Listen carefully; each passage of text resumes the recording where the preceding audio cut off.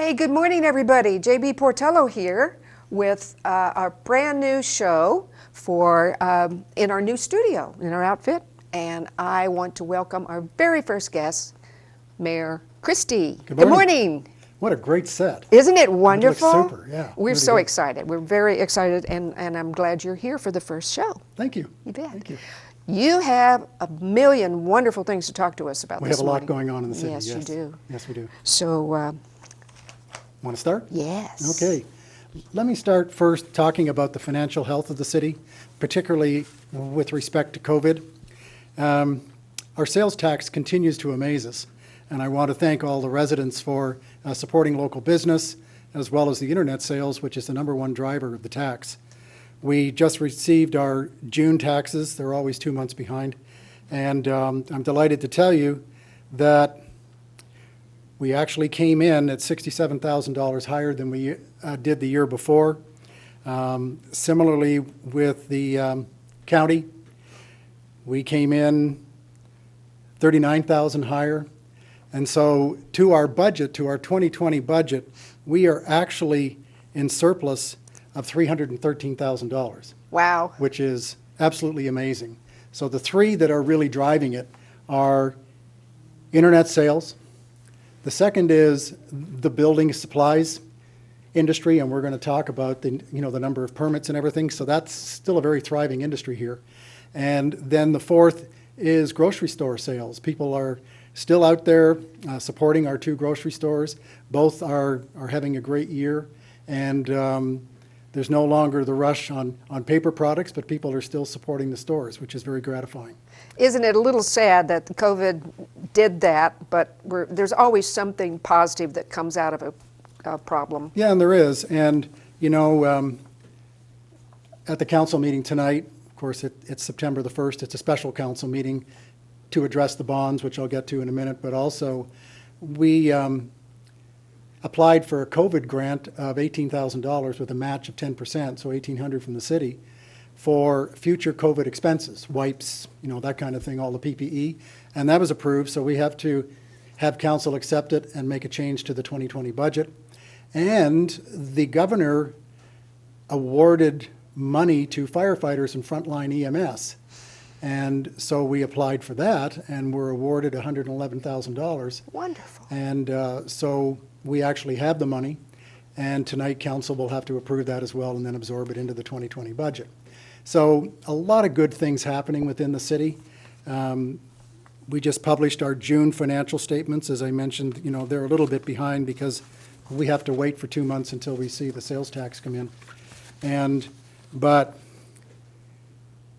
aside from the sales tax, the property tax, because we've had all this boom, is $120,000 over budget. The total operating revenues are $455,000 over budget. And because we've been watching expenses very carefully, we put a freeze on in March of all what I might call extraneous expenditures. And we lifted the freeze in June once we saw that there was going to be a continuing trend of good sales tax, but we still kept travel in check. And so we are in a budget surplus right now of $3.9 million, which is great. It's fabulous. Now we still have road resurfacing to come in, so that'll come down a bit, but we're in excellent shape.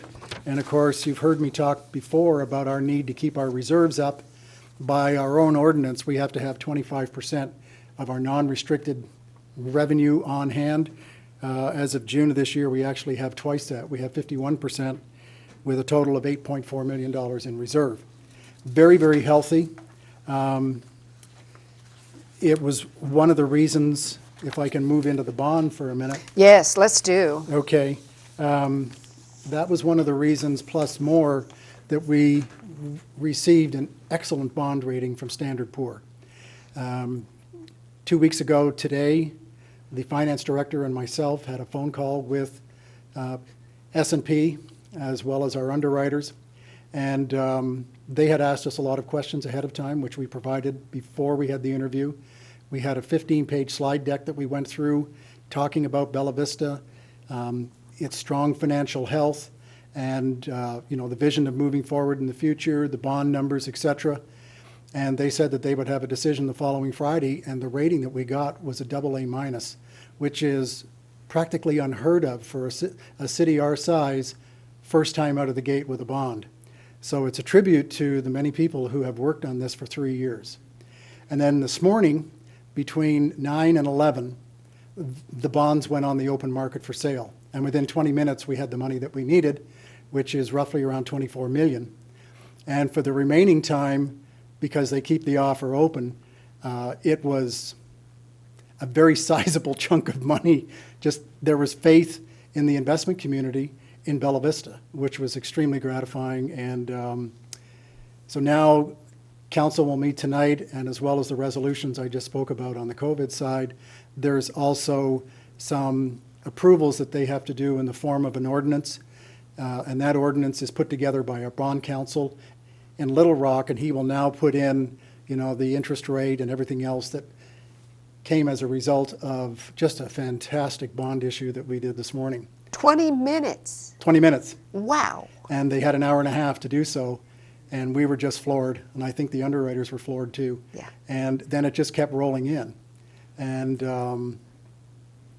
it was a lot of fun to see the numbers real time on the screen as we were watching. Sure. And a lot of high fives and just a lot of hard work, and that was the culmination of it. And I'm extremely pleased. Well, as you should be. Good job. Good Thank job, you. Mayor.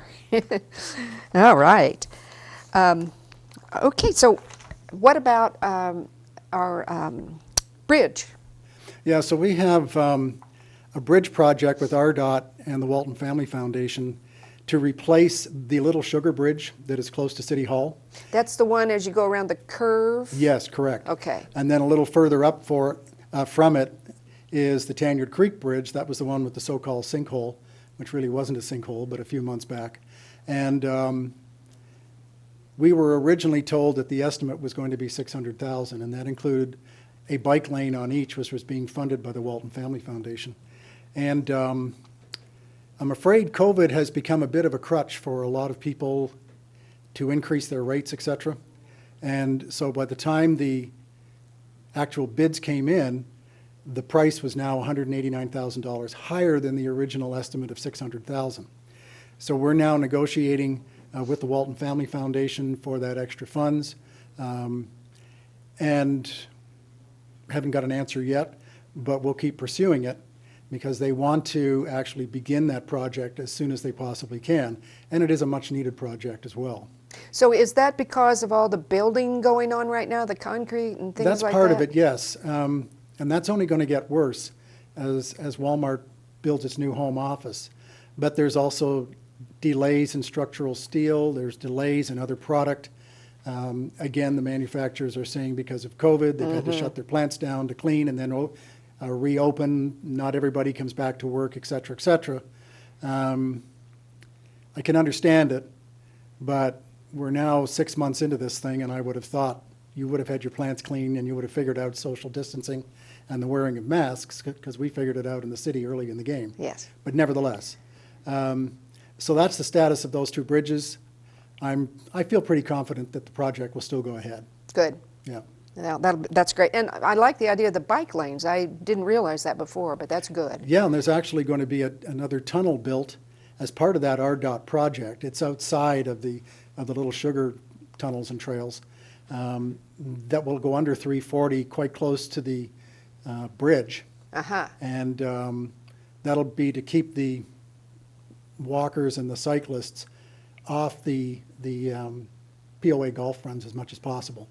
So that's kind of exciting too, to see that going in.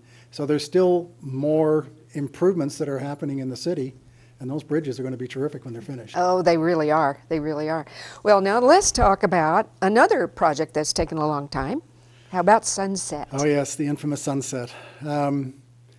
As you may recall, over 3 years ago, the back wall collapsed. Yes. And not the wall of the building, but the back wall of the escarpment. And there was a lot of discussion amongst Dr. Hull's architects, builders, et cetera, and we were basically just standing on the side and saying, you got to fix the road. And we brought in our engineering company. We're not big enough to have on-staff engineers, so we outsource. And they laid out all the specifications that they felt were necessary to stabilize that hill before they built the road. And finally, you can now see that there's some people working up there. Yes. And what they're doing is they're now putting the waterproofing tarp on the back of the building, and then they're backfilling with gravel. And that will be the first part to stabilize the hill, because they're using the weight of the building and the gravel as the bottom stabilizer. Then you'll see them putting another stabilizer across the middle of the hill, and then they will finally address the road. Total time, I'm hoping that it's going to be done by the new year. Of course, a lot is predicated on the weather. It's raining cats and dogs today, so that'll somewhat delay it. But it's been a long time coming, but I've been adamant that we're not going to issue a certificate of occupancy until that road is fixed and we have a $100,000 bond to protect us in the event that it fails again over the next year or two. So it's looking good at long last. Yes, yes. We've all been kind of wondering what's going on, and that's good to hear. Yes, really it is good to hear. Yep. Okay, so trails. We've got a lot of activity on the trails right We now, do. too. First, let me talk about the Little Sugar Creek trails. The soft surface trails, for the most part, are completed. And while we haven't officially opened them, there are a lot of people already using them, both cyclists and hikers. There's one tunnel that they're finalizing now up on 279 up near Quantum Hills. And they're putting the finishing touches to it. The road's been repaired, the tunnel's in place. Now there's some beautification and strengthening of the walls at either end. They're starting now to pick up a lot of the cement barriers and everything that were on the side of the road on the previous tunnels. If you can picture the one that's over by Tanyard Creek on 340, Yes. there were some big pylons of concrete and big round sewer things of concrete. Those are now gone. And so they're gradually going around and picking it up. A little further up 340, there's another one that they've still got the yellow barrels. There's still a little bit of finishing work to do there, and then they will pick those up as well. And so it's coming along well. I'm hoping that we'll be able to get the final punch list finished and get it signed off in the next few months, and then we'll have some sort of a grand opening. It'll be limited, of course, because of social distancing and whatnot, but we're all very excited. It's going to be really, really nice. So remind me, who's doing all that work? Yeah, it's all funded by the Walton Family Foundation. Crosslands Heavy is the one doing the tunnels, and the funding to actually build the soft surface trails was awarded by the Walton Family Foundation to Trailblazers, and they have a number of contractors in there, not the least of which is Rock Solid. You may have seen some of their trucks around, and they're world-renowned builders of trails. So it's going to be great. We will not be issuing a map of that trail for at least a year. We learned with the back 40 that once the trail is built, that doesn't necessarily mean that's the trail actual location it's going to be, because we found that there was still some movement in some areas after we saw water.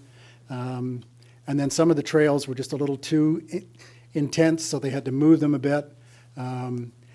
So once all was said and done, it took about a year. And then we finally put the map together. As part of the agreement that we have with the POA for use of their land on the 25-year lease, is we have to actually have GPS locations for every single trail, and that will go into the agreement. So we couldn't do that until the trail was stabilized, and once the trail was stabilized, then the map was put into place, and so was the final product for the GPS locations in the signed contract. Gotcha. On the Metfield connector, that's coming along great guns.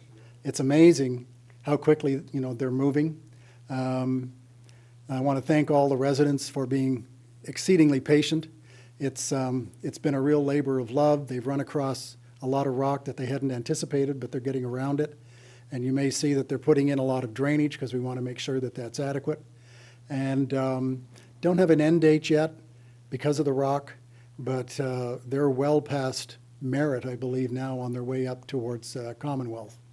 It'll be a great extension for those that want to have family excursions on their bicycles on a hard surface, and they can go all the way to Fayetteville if they want. Yeah. So it's amazing. So you said there'd be some sort of opening, limited though it may Yeah, be. we'll have another opening with that as well. And of course, it's always joint with the POA because Sure. regardless of what people may think, we have a great partnership with the Yes, POA. you do. I know personally you work well together. You know, I want to compliment too, the reason I ask about the contractors is because personally, you know, I've been stopped or had to stop because of that construction, and I think they just move really quickly. They do. I love their automated lights instead of a little flagman having to stand out there. I'm very impressed with how quickly that came about. Yes, yes. So, good deal. Okay, so the Mercy Way Bridge update. Yeah. That's now a $7.1 million project, mostly funded through state and federal grants. There's also a grant from the Walton Family Foundation to build an extension of the Razorback over the creek as part of that project. We may have to do a little change to the actual direction. We were originally going to bring the cyclists underneath the bridge and do a jug handle and bring them up. We may have to change that for some structural reasons. But nevertheless, we're still moving ahead with it. We're working right now on purchasing the easements that we need. There are, believe it or not, some easements on the south side that Bentonville owns, and they very graciously have said it's yours at no cost, which is great. And again, that'll be a really fun extension to get into the little Sugar Creek shopping center. Uh-huh. And I've been talking to Cooper about having them spruce it up. Of course, there's the ongoing discussion about the cinema. And Yes. but they've been very positive, and they realize there's money to be made for their merchants that are in there. And so we're all working together to make that project successful. Not sure when we'll get a spade in the ground because of this last hiccup, but I'm sure that we'll get through that with our designers, and then we'll keep moving forward. So no update from Cooper yet that you can talk about at all?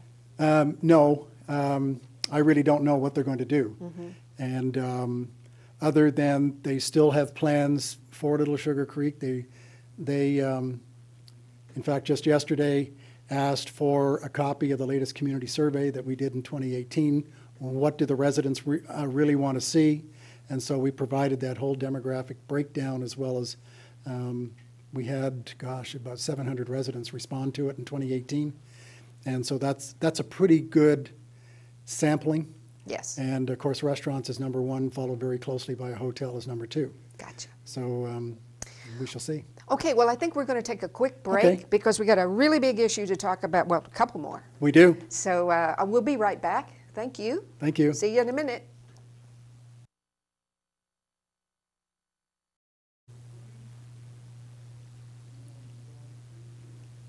Hey, welcome back. We're talking with Mayor Christie today about a lot of things that are happening in the city.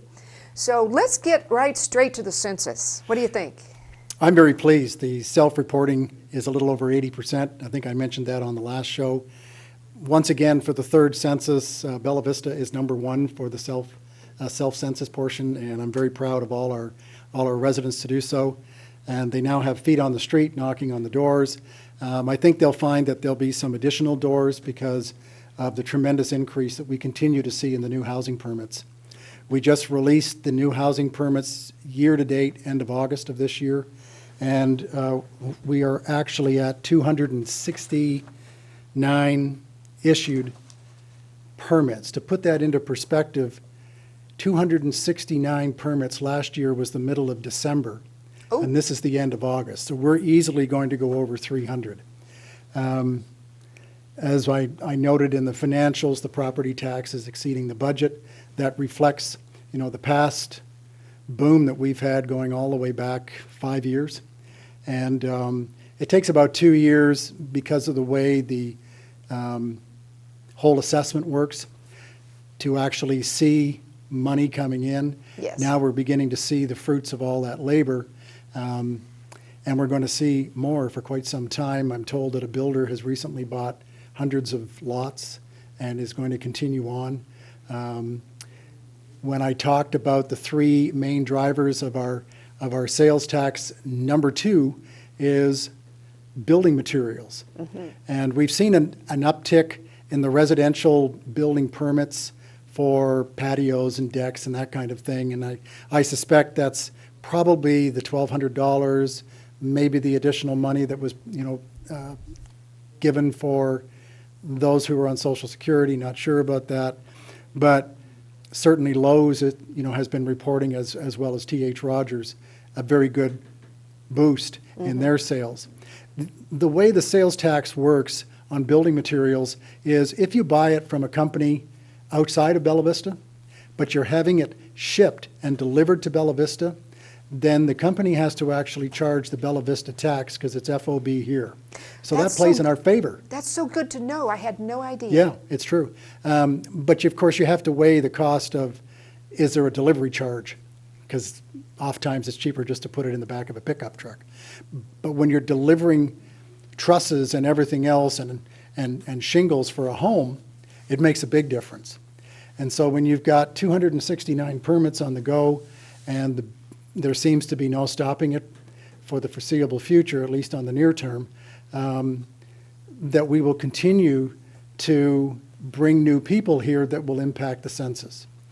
I guess my greatest concern is that at some point, of course, the census is going to be cut off and end, and our building boom will continue, and we may be in the predicament that we are now, where we're not getting enough turnback from the state because they're doing it on a previous census number, but we know we're probably at 31,000 instead of 26,000.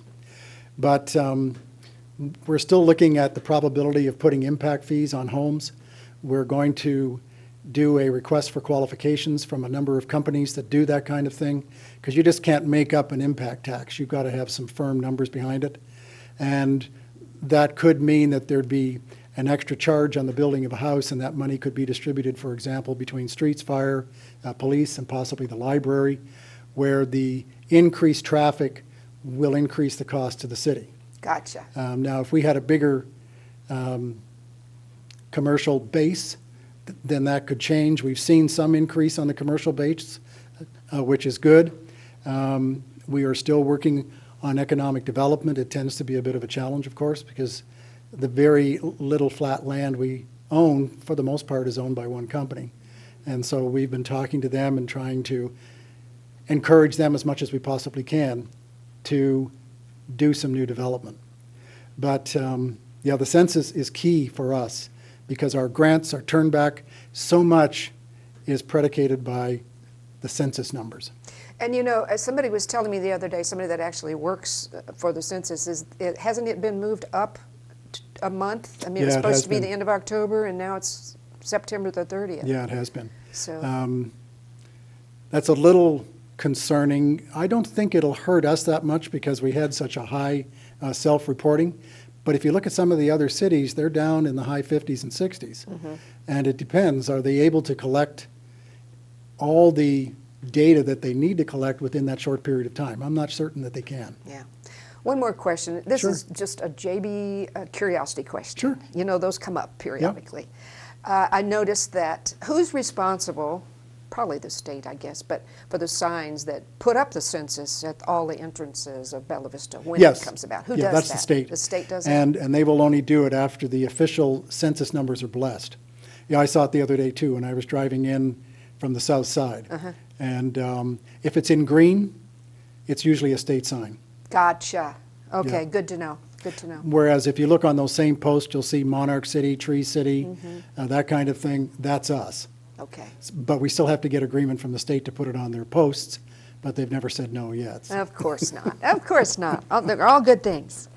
All right, so let's talk now about a very important issue for all of us coming up on the ballot in November the 3rd. Yes. And that's, you say, issue number 1. Yes, it's issue number 1. Issue number 1 is extremely important to all cities. And we've actually put an info picture together that is hopefully on your screen at the moment. And so first of all, just what is Issue 1?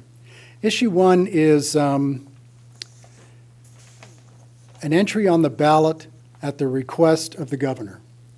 And back almost 10 years ago, in 2012, the voters of Arkansas agreed to a 1/2 cent sales tax to go to streets. And it would go to the highway. 50% goes to the highway. The other 50% is split between the county and the cities. And that has enabled us to double our resurfacing budget over that 10-year period from some $600,000 to $1.2 million per year. So the actual wording will say, we would like you to make this 1/2 cent permanent. And for us, that's a great idea because as the slide shows, you know, we have 550 miles of streets, which is more than the city of Little Rock. So some people have said, well, how did you calculate the 550? So in 2015, we actually hired a company called Greenberg Farrow. And what they had to do in association with the University of Arkansas was drive up and down each street, be it improved, so it might have been slurry, chip and seal years ago, or asphalt, or if it's a rough surface road, or even a lost road, because we have some of those where there's no development at all. They still included it, and then they put together a package for us that said, okay, here are all the streets that are in the green, which is good. And we had 53% of the streets that were fine. Then they broke it between fair, critical, lost, unimproved. And lost, thankfully, was about 2%, if I remember correctly. So we then sat down with the University of Arkansas and put a plan together because they have a lot of experience in dealing with roads, asphalt, concrete, etc. It's part of their extension plan or program that they have through the school. And I learned a very interesting fact that if you don't keep your eye on the streets in the condition which they're in, if you let them slip down one, it'll cost you 6 times the amount to get it back to where it should be as opposed to resurfacing and paying attention to it. So we sat down with them and put together a whole plan for the next 2 years. And in 2017, we had Greenberg Farrow come back again, and they did the whole thing. Now some of the green streets have deteriorated into fair, so you want to get at them to ensure that you can get them back up to green. You want to get your critical back up into yellow. So we have done a lot of work, over 100 miles of streets over the last 5 years. Now, this little gem, issue number 1, is worth $6.8 or $618,000 for the city of Bella Vista. We did not put that number together. That's been put together by the Arkansas Municipal League and the Association of County Judges.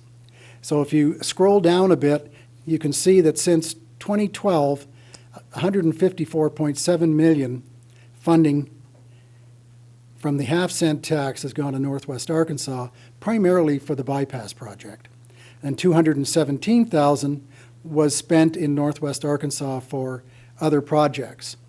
Then the $205 million is continued funding for RDOT, assuming that this passes, and $43 million will be continued funding for the cities and counties. That means that Benton County for 2024 will see $1.7 million if this continues, and of course, as I mentioned earlier, we will see $618,000. The point being that if we don't continue this, there's still a need, I feel, to keep the roads up to par. Yes. Because if you're trying to sell your home and it looks great, but it doesn't have a good road in front of it, you will not get the value. And so that means that we would have to pull $618,000 from other projects. And we'd probably have to pull it from capital projects. Instead of keeping police cars for 5 years, you might have to keep them for 10 years, which isn't necessarily a good thing because then your gas, oil, and repair go up as well on the expense side. So it's critical that we are able to keep that going forward. And then if you scroll down a bit more, and then it talks about for Bella Vista. So there's a $605,000 number there, and that's the average amount of turnback that we have received for streets over the last 3 years. And then there's 1.2 million is the average resurfacing budget that I mentioned before, and the average mileage that we do every year is about 36 miles. And 50% of the turnback fees make up roughly half of the annual budget. So all in all, it's very important that this issue be passed. Now, the city non-elected officials can't tell you to vote one way or the other, but as elected officials, members of council and myself can urge the public to pass this. It's not a new tax. I want to absolutely make that very, very clear. It's in place now. Right. We just need to keep going forward so that we can address the needs of our streets and our community. Let's detour 1 second. Sure. Help me and our audience understand when you said lost streets and unimproved. Tell me again what a lost street Sure. is. A lost street is where primarily nobody's ever built. And it would cost us a small fortune, because there's quite a few of them, to keep them up to snuff. So we just let them go, and you'll often see trees and plants and everything growing in the middle. They're usually small cul-de-sacs. You can see a lot of them off Hampstead, a few off Kingsland and Trafalgar.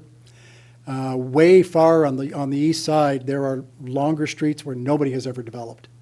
And The street structures there. the street has been plowed and is in place, Gotcha. but since nobody lives there, I'm not going to have funds spent on that when, the places where folks are doing it, that needs it the most. Our policy at the moment is, if someone decides to build on an undeveloped street, we will put in new pavement or slurry, probably new pavement, from the last paved surface, which is usually the cross street, 150 yards in, or 2 lots. And I say or 2 lots because sometimes there's POA private land that is first. Well, I'm not going to penalize those that are going to build by taking that into the 150. So we'll exclude that. We'll still pave by it, and then go another 150 or 2 lots. Okay. If someone builds down at the far end, we just simply cannot afford to be able to pave all the way down. So that's currently how we're managing it.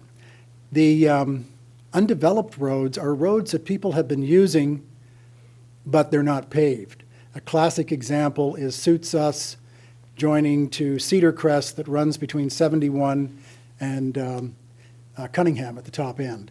So you may remember a few years ago, we actually paved Cedar Crest and then we concrete the lower half of Suits Us. It all looks like one road, but it's actually 2 joining. That was considered an undeveloped road. I see. So we were able to get a grant from the state to pay for most of the paving, and then we paid the $400,000 to put the concrete in. And we used concrete because the slope is extremely steep, and there's a lot of water that runs down there. And I didn't want to get it running underneath the asphalt, because then it pushes it up, and then you have to repair the whole thing. Another example is a road that we just finished. It's called County Road, which is a bit of a misnomer, but it's on the east side, and it looks as though it runs actually off Euston. It's not quite. It goes a little up, and it goes over to, the name escapes me, but almost the far end of Commonwealth, there's another street, and it joins. And it's been used as a cut-through for a lot of years. And the folks that live on that street there, earn a lot, have been asking for years to have it paved. We tried to get a state grant a couple of years ago, and they denied us because there was a great deal of work to do. We needed to get the easements. We have to make it legal so that we can put striping on it. We had to get power poles and Cox lines moved. That took about 2 years to get all that done. So this year we were then able to pave it. It's now striped. The police have been up and down, and they have guided the street department as to speed. And they will also be patrolling it to make sure that people don't start taking advantage, start racing down it. And but that's a classic example of taking an undeveloped street, now making it developed, so it moves up into the green quickly, and it bypasses the critical and the fair. Okay. Well, thank you for clarifying that, because, you know, I get people talk a lot. Sure. And they don't understand things. So, you know, Bella Vista, I'm encouraging you, please, get the facts before you make up your mind about anything. We have great websites here. You can always call the mayor. Yep. You can go to the city website. But please, make up your own mind about what you want to do, but get the facts before you do that. True enough. Yes. True enough. Is there anything else we need to tell Bella Vista before we sign off today? I don't think so. Just thanks very much for continuing to support the local merchants in what are very, very different times. I know I speak on behalf of all of them and say thank you.